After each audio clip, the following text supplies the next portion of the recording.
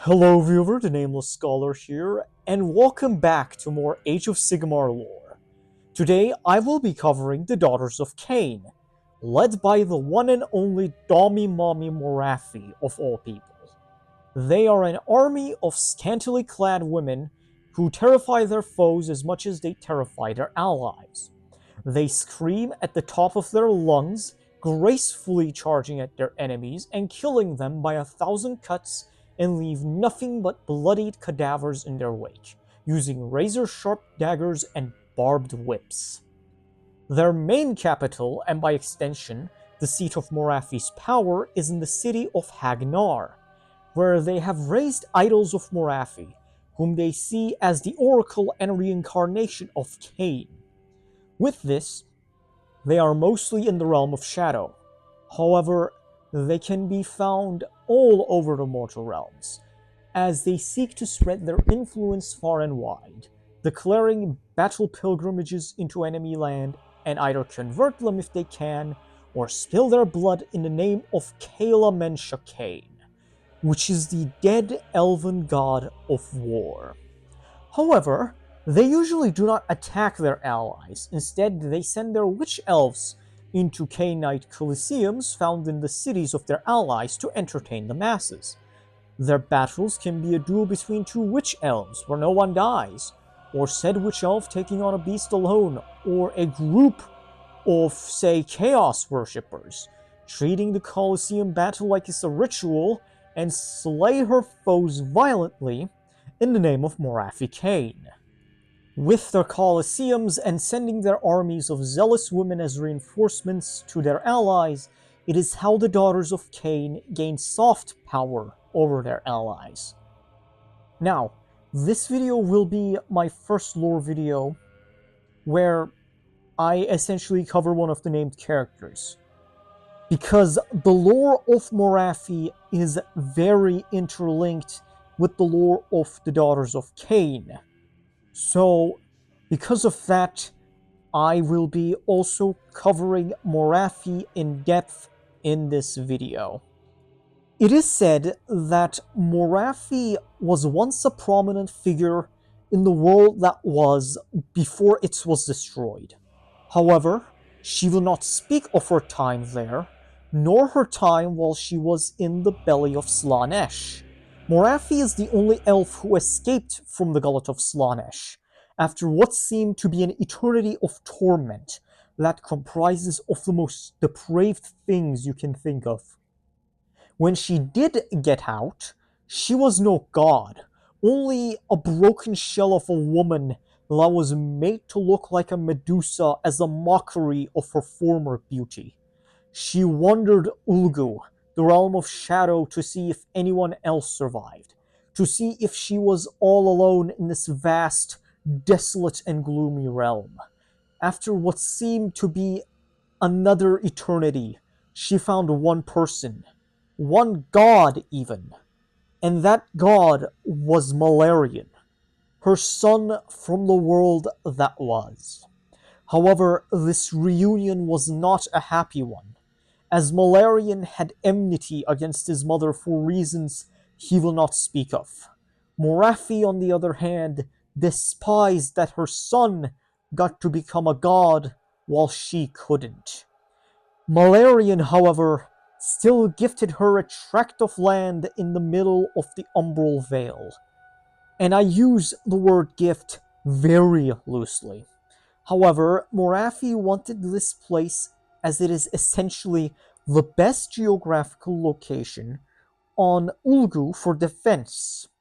Not only the mists were essentially a high concentration of grey magic, it was also home to a city that was essentially a fortress. She found elves that worshipped Khaine, which means Khaine the Bloody-Handed in the Elven tongue. He is the long-dead Eldar god of war, and this was how she founded the Daughters of Khaine, by openly accepting the worship of Khaine. Morathi played a key role for the imprisonment of Slaanesh, Morathi being the only one who got out of Slaanesh's belly and her knowledge of how she got out was invaluable to Tyrion, Teclis, and Malarian. However, for the longest time, she would not speak of how she got out, because she was that traumatized during her time inside of Slaanesh's gullet. However, she reluctantly agreed when they offered her a portion of the saved elf souls after Slaanesh was imprisoned. And so, when Slaanesh was imprisoned, she prepared the ritual to siphon the elf souls out of Slaanesh's gullet. For the longest time, Morathi posed as the High Oracle of Khaine, even though she didn't worship the bloody-handed god herself personally. It was all a ploy to gain supporters and found her own society. She lied that Khaine was shattered into many pieces, and by recovering artifacts he could be brought back to full strength. But the truth was that Khaine was truly dead, and the only thing that remained of him was an artifact called the Iron Heart, which was the heart of the bloody-handed god himself. The ichor found within it she used to empower herself and use blood magic to create the Zaithar Kai, her Melusai handmaidens. As the cult grew, new sects were founded and the faith spread all across the mortal realms, either through soft power or by the blade. Colosseums founded to entertain the masses and shrines of Khaine were erected on sites of battle, where they slaughtered their foe in an almost elegant display of limbs flying through the air and gore spilling from arteries. Then the Carthrar Duel happened, or in English, Age of Chaos. While the old kingdoms of Ulgu were all destroyed in the tide of black, full-plate armored, and by the Slaaneshi horde, the daughters of Khaine endured. Hagg-Nar indeed proved itself to be impenetrable as the fortress city was besieged more than once, yet it never fell. While her son Malarian is waging an eternal conflict against the forces of chaos on Ulguoth and Greater Ulguoth, the daughters of Khaine waged a guerrilla warfare against the forces of Slaanesh. When Sigmar's Tempest broke, Morathi was quick to pledge her allegiance to Grand Alliance order. Morathi told to Sigmar that she had changed, and ever since the Age of Chaos, she did the things she did only to protect her Khainite flock, whom proved to be invaluable allies. They fought alongside Stormcast Eternals and the others against the Chaos Worshipper, the Undead and the Greenskin. However, this was merely a means to an end. After decades of planning, plotting, and conspiring, Morathi finally made her ultimate gambit. She first manipulated Sigmar to send an expedition to the Eight Points to destroy a vast deposit of Varanite, the realm stone native to the Eight Points. While Sigmar's forces were getting slaughtered by the Varangard and their legions of Chaos Warriors to do so, Morathi stole the most powerful artifact of the Idoneth Deepkin called the Okarian Lantern, which was once wielded by Teclis. When she retrieved the artifact, at the Undercroft of Kruthu, Morathi prepared a ritual where a relic called the Mother Cauldron was filled with molten Varanite that Sigmar's forces destroyed, and she descended to the depths of the cauldron with the Okarian Lantern in one hand and the Iron Heart in the other. With this, the cauldron had become a conduit between Hagg-Nar and the gullet of Slaanesh. As the Varanite boiled away her flesh, she gazed into that abyss and raised the lantern to let out elf souls, ancient, powerful elf souls. Some Morathi even knew from the world that was, some she even cared for, but Morathi devoured them. She especially devoured what remained of Khaine. Because of this, some souls fully escaped into the mortal realms. In this way, she stole power from the Dark Prince of Excess. By the time the Idoneth Deepkin, led by High King Volturnos, reached her, it was too late. From the cauldron emerged a new Morathi, as a gorgeous elf woman. By stealing the power of Slaanesh and devouring ancient elf souls, and what remained of Khaine, she had finally become a goddess. However, stealing from Slaanesh had a price. That price shook the Idoneth to their core upon gazing upon it. Behind Morathi was a giant, serpentine creature of horrible power. After attempting to attack her, she easily defeated Volturnos. She then surprisingly showed clemency. She returned the lantern and offered Volturnos elf souls freshly rescued from Slaanesh's gullet, and thus an alliance as strong as iron was born. Now, to understand the next part, I will explain to you the beliefs of the Daughters of Khaine and how Morathi presents it. Essentially, Khaine lives in death through Morathi Khaine. There's a hint of truth to this, as Morathi has taken the power of Khaine as well as stole power from Slaanesh. She is 100% Morathi and 100% Khaine, and through her, Khaine dictates his daughters to wage war and spill blood in his name. She is his second coming, and there are many Khainite sects. Denying Morathi Khaine's nature and vice versa is heresy. It is similar to how in Christianity, Jesus of Nazareth is described to have a human nature and a godly nature, which makes him both a man and God. For denying Jesus' humanity or divinity for the favor of the other is considered to be heresy. It is how Morathi essentially makes herself look like she is Khaine, but she's also Morathi. However, this is all a deceit.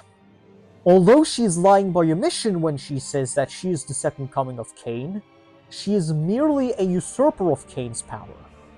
According to ancient texts, there is no second coming, and Khaine is the only personification of war. However, sacred texts have been seized and records have been altered.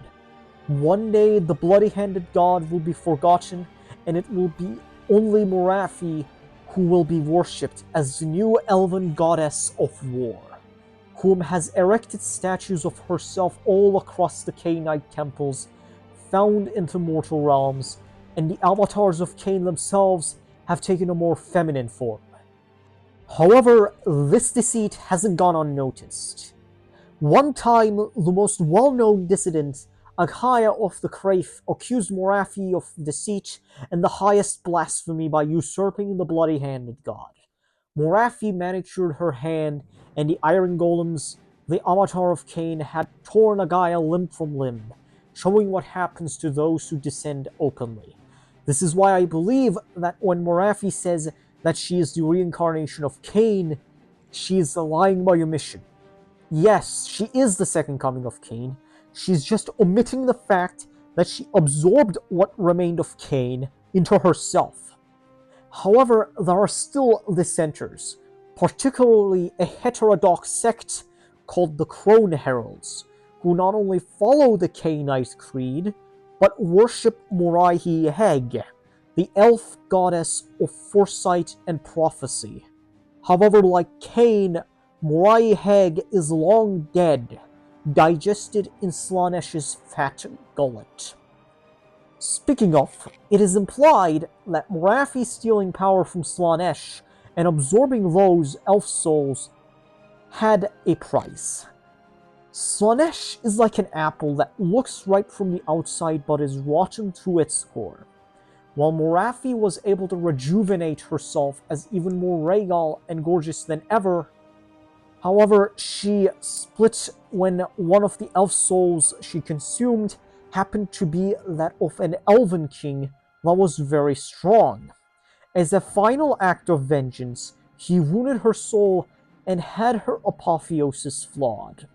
There is Morathi, who is regal, beautiful, aristocratic, stern, charismatic, and even caring to her flock to a point, who has wings of iron that she can use as an extra weapon. Then there is the creature that attacked Volturnos and the Idoneth named the Shadow Queen, who is all of Morathi's hatred and resentment. A hideous monstrosity with the upper body of an elven woman, the lower half of a serpent, giant bat-like wings on her back, and hair made out of snakes. Her eyes are like that of a reptile, slit and like a gas lamp, with fangs like that of a snake. Whereas Morathi is the powerful sorceress that decimates her foes and sends her followers into a frenzy, the Shadow Queen is a frenzied, bloodthirsty monster that decimates everything in her path with one purpose: to inflict a bit of the old ultra-violence. Both use the spear Heartrender that is enchanted to strike true, which is also a staff to cast magic that can pierce the sturdiest of armors and scales. Now, becoming a goddess wasn't enough for Morathi. She also had to celebrate it. Using the soft power she gained, Morathi used a criminal guild called the Black Scale Coil, the Scourge Fleets, and the Darkling Covens to annex the free city of Anvilgard in Akshi. While the city's storm host, Anvils of the Heldenhammer, were campaigning elsewhere. Morathi's forces, alongside the aid of the Idoneth Deepkin, helped the three at Anvilgard to annex it and rename it Harkuron, which meant the City of Scales in Elvish, which not only controlled the trade roads to Aridia, but also would prove to be the sinew of new blood pilgrimages. As expected, Sigmar was furious to learn what Morathi had done, and the Anvils of the Heldenhammer marched to besiege and take back their beloved city. After some battles, however, the Celestial Prime parlayed with Morathi in Sigmar's stead, and they reached an agreement. Harkuron was to stay in Morathi's territory for now, as Sigmar couldn't afford a new front on Akshi when the orcs were particularly rampant at the time. Some people have argued that this is extremely out of character for Sigmar, and he would never bite a bullet this humiliating, even if it cost him everything. I disagree. Here's why. Some people don't understand that Sigmar is just the Emperor if he wasn't an atheist. Not only that, the Battle of Burning Skies forced Sigmar from essentially not to be a barbarian god, because when he got humbled by Archaon of all people, he realized that he cannot just apply violence to all of his problems, that he has responsibilities as a god king. Not only that, if Sigmar did go through with a my way or the highway approach, it would be mutually assured destruction. If Sigmar declared all-out war on Morathi, he would alienate the Deepkin, who are the only true allies of the Daughters of Khaine. They would go, okay, all bets are off, and declare war on the Lumineth Realm Lords. They would then be forced to secede from Grand Alliance Order to fend for themselves. Thus, Grand Alliance Order would shatter and a second age of chaos begins. Sigmar not only cannot afford this, but it goes against any and all sense of self-preservation. It's not like in real life, when a person or a group of people, or even a nation, that do not compromise on anything and declare war on the world, totally not get completely obliterated by their enemies for refusing to compromise, but details. Now, with Morathi's at least introductory lore out of the way, I can move on to the societal structure of the Daughters of Khaine. The Khainite cults operate almost exclusively from Ulgu, the Realm of Shadow, and they launch blood pilgrimages there to other parts of Ulgu and the other mortal realms. The supreme ruler of these temple cities is Morathi. These temple cities are like the metropolises, which are like the cities of Sigmar, albeit with Morathi's twist of Khainite worship. Politicking is common and leadership is often challenged through violence, mainly in arenas. However, assassination is not forbidden, because Ulgu is a place that you cannot trust. Its denizens embody it. The entire realm itself is a death trap of illusions and mist. Now, the largest empire in Ulgu does not belong to Morathi. It belongs to her son Malarian, who controls a vast portion of the Shadrach Convergence and verily shares territories with his mother. Where there aren't Dreadholds or necropolises present, Malarian cities are, and they wage their own crusade against the outside dangers to rebuild the Shadow King's empire. Whereas Malarian survives through applying brute force as he does, Morathi and her flock does through surgical strikes and slaughtering any who trespass into their territories. They utilize shock and awe tactics that rely on speed and getting close to the enemy as soon as possible, overwhelming them in a flurry of surgical, precise strikes and death by 1,000 cuts. The three major temple cities of Morathi's empire are Hagg-Nar, Draichi Ganeth, and Ironshard. The living conditions in Morathi's empire depends entirely on your gender, as these cities are matriarchies. Men are physically weaker than women, as Morathi chose the weakest men soul-wise for her society. Their souls are weak enough to not fight back, but not too weak that, like with the Ideneth, their souls are not eroded away slowly back into Slaaneş's gullet. Not only that, Morathi has inflicted a malediction where the sons of any Khainite women will be severely weakened upon birth, and his essence will go to Morathi's cauldron for her to grow stronger. In these societies, they almost always do the maintenance and logistics work, such as being farmers, masons, construction workers, servants, storekeepers, weavers, clothiers, and such. They make sure that Khainite society runs and that it keeps running. They take care of the children while the mothers teach their daughters how to become warriors and use the men for daily blood draining rituals. Being a man in Khainite society is not easy, because men are second-class citizens, and unlike other elven or even human men, they are all frail.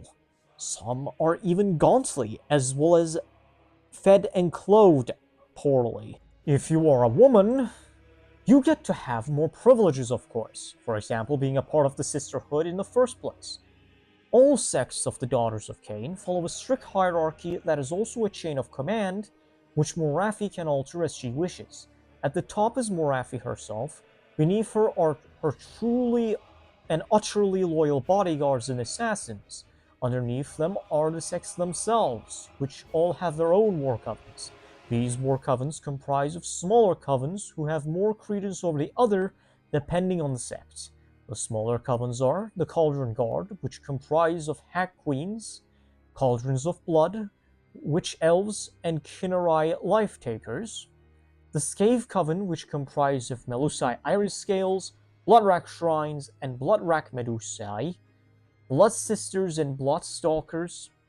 The Slaughter Troop, which comprise of Slaughter Queens, High Gladiatrixes, Cauldrons of Blood, Sisters of Slaughter, and the Khainite Heartrenders. The Shadow Patrol, which comprise of Doomfire Warlocks, Khainite Life Takers, and Khainite Heartrenders. And finally, the Idols of Khaine, who are strictly the avatars of the bloody-handed god. Now, when I talk about the major sects, I will also be talking about the temple cities these three sects have made their home as well.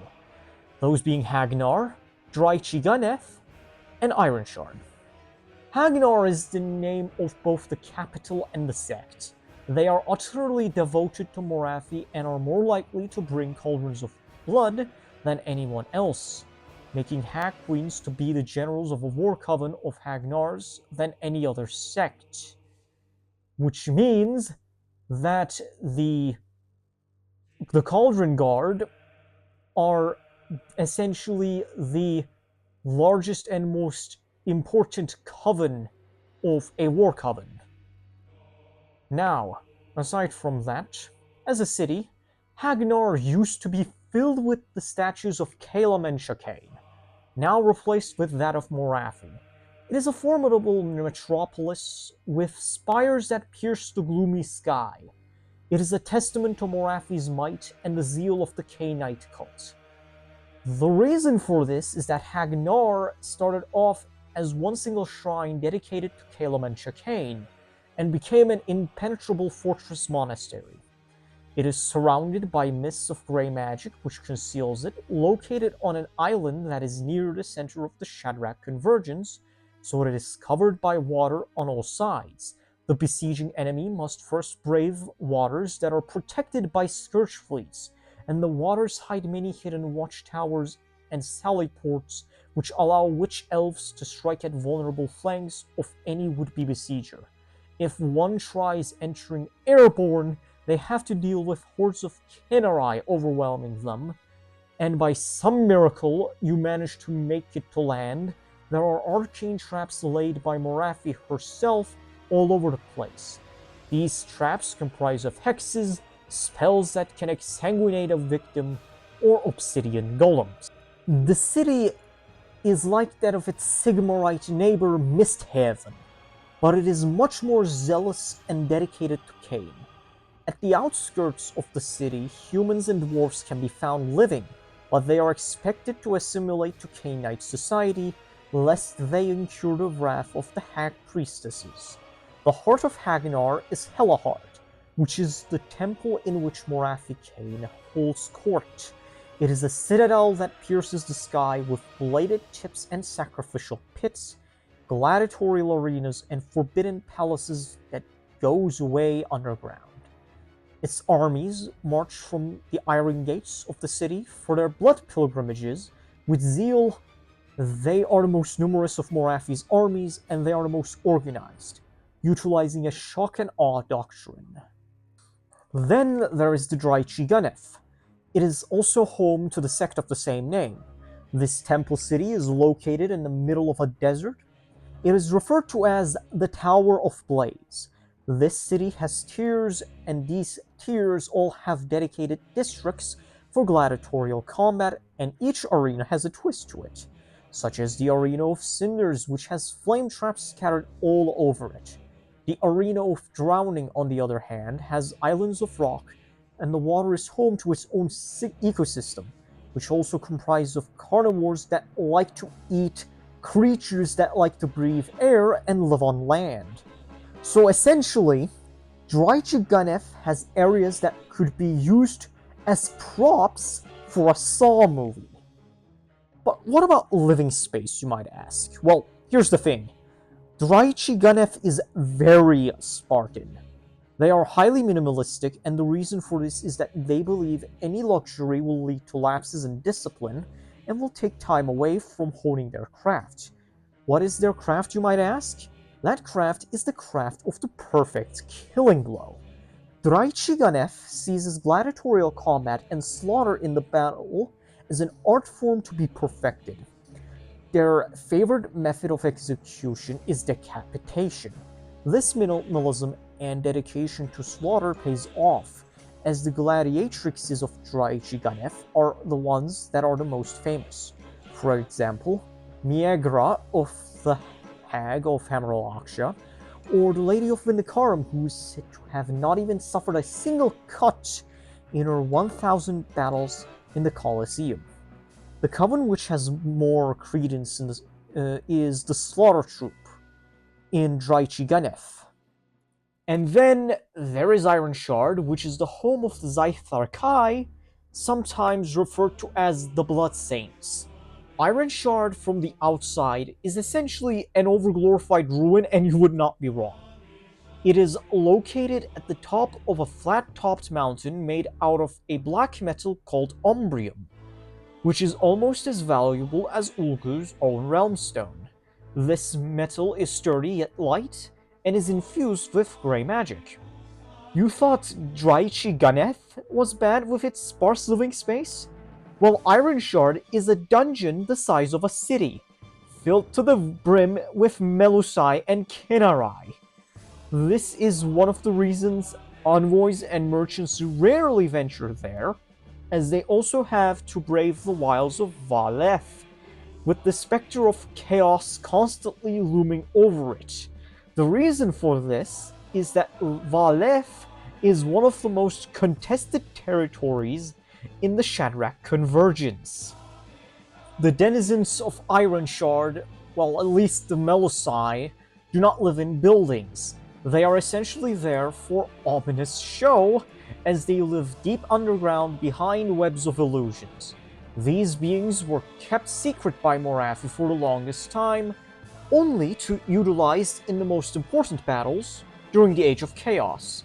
One such battle occurred in the very ruins they occupied, where Morathi and the Zaithar Kai fought an incursion of Slaaneshi demons, led by the greater demon Luxius the Keeper, a keeper of secrets that claimed the title of Ur-Slaanesh. It was defeated, and the Zaithar Kai constantly kept vigil over the ruins of their home should it ever try to return and hide in the shadows. However, ever since she ascended to godhood, Morathi displays them as her holy beings, blessed by the boiling blood of Khaine. They are certain of their superiority over lesser beings, as blood comes out of their eyes, and they have leathery wings flushed with sacred blood.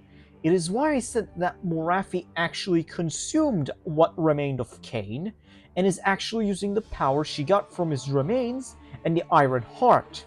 Hence why I keep claiming that when Morathi says that she is the second coming of Khaine, she is lying by omission, because they genuinely do have Khaine's life force running in their veins.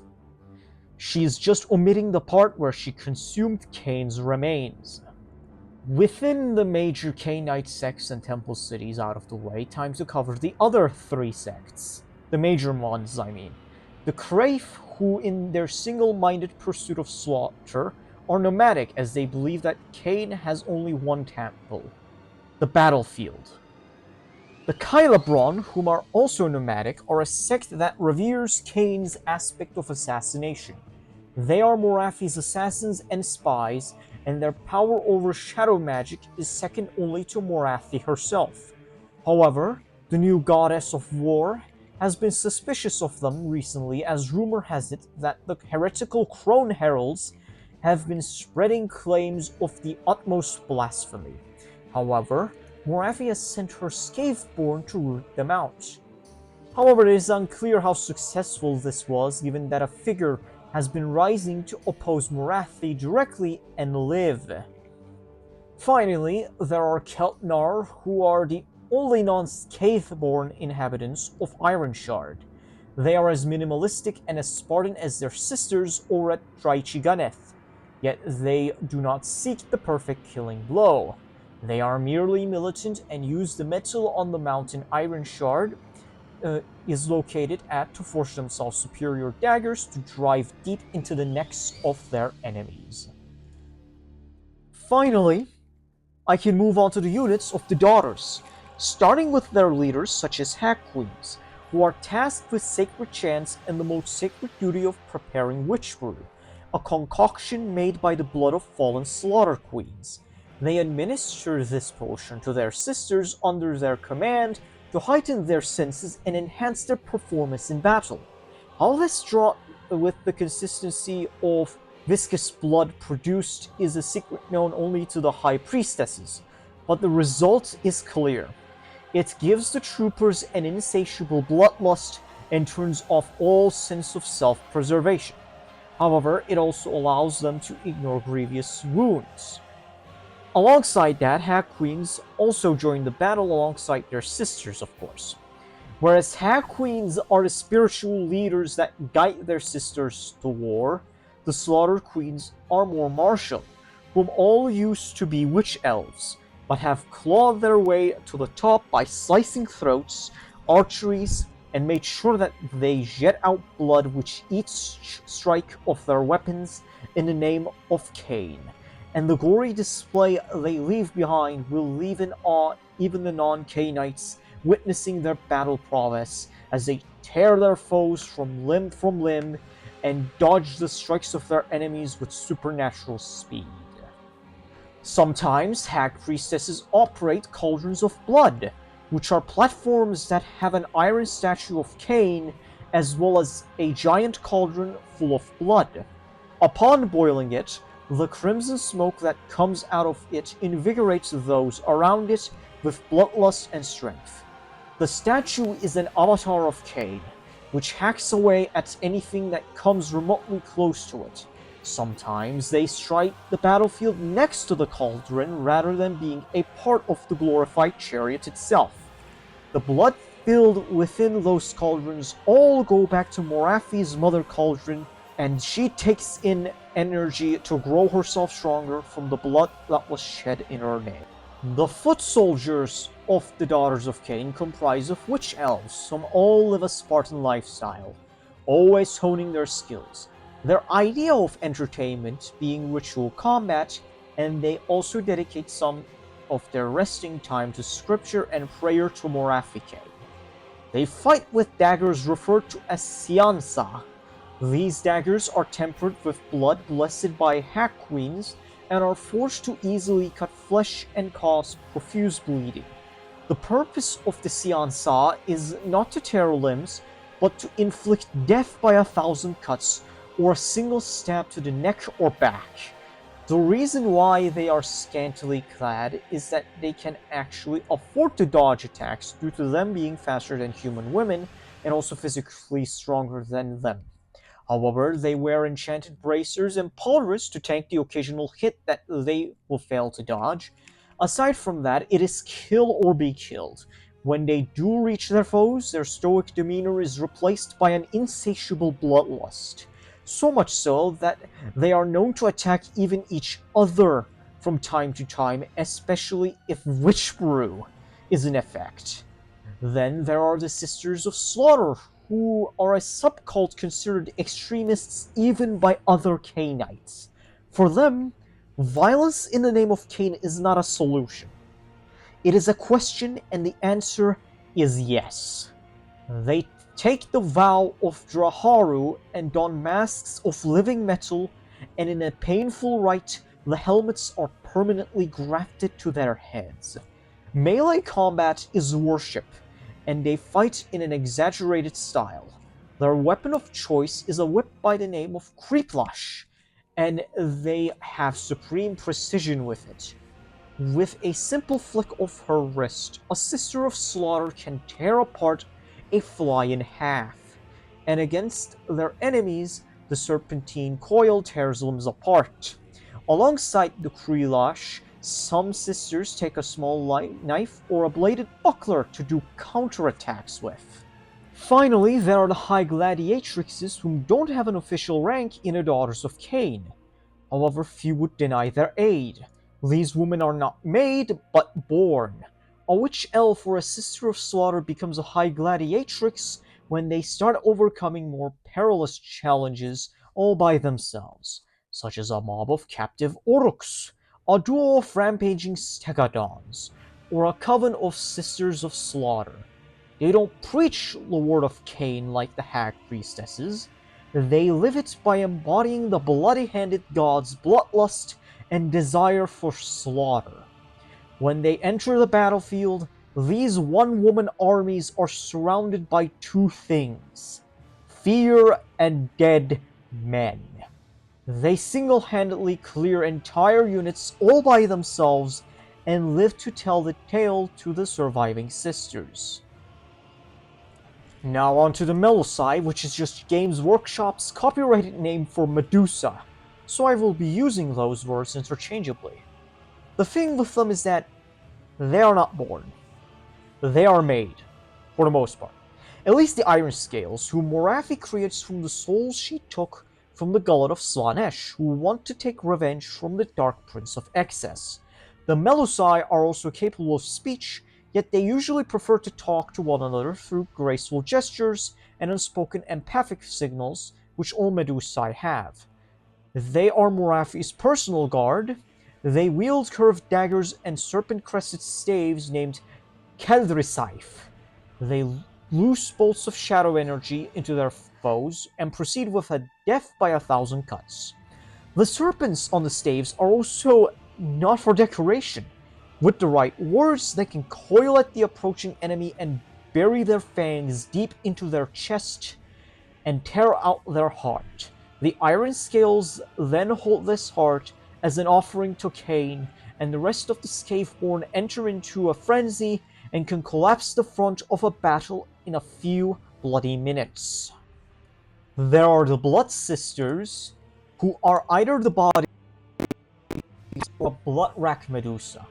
They can even be a potent vanguard for a war coven. They are each equipped with heart shard glaives that they wield with grace and impale their enemies through the heart. They wear masks that resemble the visage of Khaine to sow terror into the ranks of their enemies. They can also cast an illusionary magic that will grant them a normal elf form should the need arise. The Blood Sisters are also the Inquisitors of Morathi as they hunt down any heresy. They also have an ability that is similar to that of the mythological Medusa. It is called the Scave's Touch, where they can turn their target into a crystalline statue aware of its own metamorphosis. They are sensualists and consider sensory deprivation to be the worst of fates. Their favorite thing to do is to impale the hearts of their enemy, assuming they don't die of shock, and then do the Scave's Touch, leaving them to a state of eternal agony that emulates what it is like to be an elf soul in the gullet of Slaanesh. Then there are the Bloodstalkers, who are Morathi Khaine's elite archers, which have uncanny accuracy. They also have daggers in case they have to fight in close quarters. The leader of a Bloodstalker unit is called a crone, and she is usually the eldest sister. They utilize creatures known as bloodworms, the size of a hunting hawk, to hunt down their prey by sniffing even a single drop of their blood. The Bloodstalkers are most revered by the Khailebron sect, who send out their most dangerous prisoners into their territory for the Medusae to play manhunt. There are also Khainites who have become Medusae by choice. However, they are not truly within Morathi's inner circle. But even then, the boiling blood of Khaine flows through their veins. The way one becomes like this is to be bitten by the serpents that the Shadow Queen has for hair. This way, Morathi Khaine's blessings are granted. These Medusae do have a gaze of death, but it doesn't petrify the one that looks or doesn't turn them into a crystalline statue like with the Blood Sisters. Instead, their gaze exsanguinates their enemies instantly, probably through very painful means as blood pours out of every orifice. They use a spear referred to as a blood-rack spear, which is a two-bladed spear that is meant to cause as much blood loss as possible upon impaling an enemy alongside a whisper claw.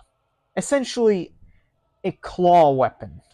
Some of them go to battle on top of a mobile shrine. This shrine has a mirror that reflects the gaze of the Medusae to inflict exsanguination on a massive scale. Now, the next type of troops are not Medusae, but men. Doomfire Warlocks are the only men in the military. They are cavalry who have more autonomy than most men in Khainite society. However, those magically gifted can only become Doomfire Warlocks, and they are binded magically to their superiors. But they don't mind, as they get to charge at the enemy on horseback, swinging their scimitars and vent their resentment through a bit of the old ultra-violence. Finally, there are the Khainite, who are just harpies and the Shadow Stalkers. There are two types of harpies, Heartrenders and Life-Takers. Heartrenders always wear masks and never reveal their faces even to other Khainites. It is believed that their faces are deformed and avian, absent of the beauty that the daughters of Khaine pride themselves for. They are highly sadistic, as they throw javelins at the enemies below, mounted or not, and they don't watch the bloodshed, only move on to new prey even while attacking their enemies. They search new prey, and if the target proves tempting enough, they will dive straight into melee combat, as their javelins are also wieldy in close quarters. The Life Takers, on the other hand, focus strictly on close quarters combat, with weaponized skills in hand. They slice open the throats of their enemies or decapitate them in a single strike. They also have clawed parrying shields that they can use to puncture their enemies with, and they are less animalistic than their Heartrenderkin, as they have an uncanny ability to scan the battlefield for new vulnerable targets. Then there are finally the Khainite Shadowstalkers, who are Morathi's hand-picked agents that she uses to get rid of someone she dislikes, particularly a person of high note. They are branded with the Shadow Mark that allows them supernatural abilities such as leaping from shadow to shadow and making weapons out of shadow. The price, however, is that they have to serve Morathi for eternity. They utilize the Umbral Web to go vast distances, even across the mortal realms, in a short span of time. The Umbral Web is a labyrinthine maze that connects the wider mortal realms to Ulgo. So for anyone who knows 4K, think of it like the Eldar Webway. But the Umbral Web and the Realm Gates themselves are for another lore video. However, regarding the Khainite Shadowstalkers using the web, it is a toll. Shadowstalkers who use it enough will one day be consumed by its deep darkness and become shadow demons. Now, there's a certain event that happened recently in the lore by a character that was designed in collaboration with Quentin Tarantino. But Krathusa is another topic for another time. This has been my longest video yet. So with that, this is the end of this video. I am the Nameless Scholar, and never forget, Khaine lives in death! Peace through power! Peace through power! Peace through power!